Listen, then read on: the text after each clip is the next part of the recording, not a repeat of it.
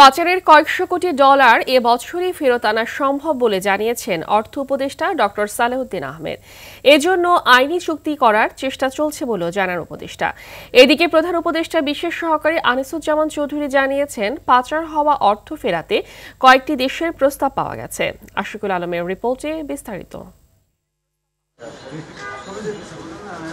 সচিবালয়ে সরকারি ক্রয় সংক্রান্ত উপদেষ্টা পরিষদ কমিটির সঙ্গে বৈঠক করেন অর্থ উপদেষ্টা ডক্টর সালেহুদ্দিন আহমেদ। বৈঠক শেষে অর্থ উপদেষ্টা জানান, বিদেশে পাচার হওয়া অর্থের মধ্যে 11 থেকে 12 জনের 200 কোটি টাকারও বেশি চিহ্নিত করা হয়েছে, যা ফেরত আনতে আইনি প্রক্রিয়া চলছে। সব অঙ্ক টাকা আনতে তাদের আইডেন্টিফাই করে বিভিন্ন দেশে আছে, এইখানে কতগুলো আপনার আইনি পদক্ষেপ আছে, আবার সেই আইনগুলো আবার বৈদেশিক বিদেশের সাথে জড়িত।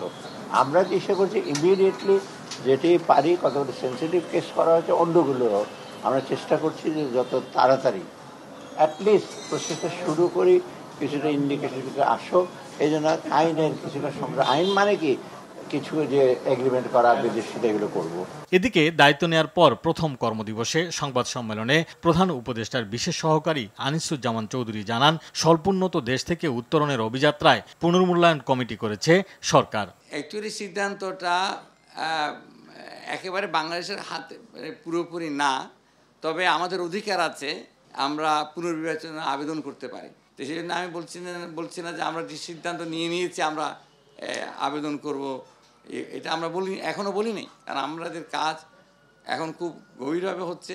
কমিটির প্রধান মুখ্য সচিব ভঙ্গুর অর্থনীতি পুনর্গঠন ও বিদেশি বিনিয়োগ বাড়াতে পদক্ষেপ নেওয়ার কথাও জানান আনিসুজ্জামান চৌধুরী। যে জায়গায় টাকা গিয়েছে ওরা বেনিফিশিয়ারি, এগুলো আন্তর্জাতিক ল আছে, যেহেতু ওরা বেনিফিশিয়ারি ওরা সহজে ছাড়বে না।